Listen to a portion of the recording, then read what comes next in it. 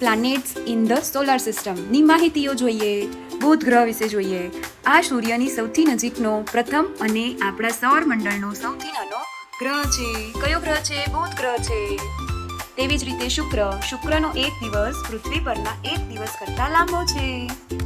પૃથ્વી આપણું ઘર અને એકમાત્ર ગ્રહ જ્યાં જીવન શક્ય છે, એટલે આપણે પૃથ્વી પર રહેતા છીએ. મંગળ કયો કલરનો ગ્રહ હોય છે? તો લાલ કલરનો હોય છે. બુધ, શુક્ર અને પૃથ્વીની સાથે આંતરિક ગ્રહોમાં એ છેલ્લો ગ્રહ છે. ગુરુમાં દેખાતું ગ્રેટ રેડ સ્પોટ એ એક તોફાન છે જે ઓછામાં ઓછા 350 વર્ષથી ચાલી રહ્યું છે. એ એક તોફાન છે જે 350 વર્ષથી ચાલી રહ્યું છે. શનિ સૂર્યની આસપાસ શનિની ભ્રમણ કક્ષા 29.4 પૃથ્વી વર્ષ છે.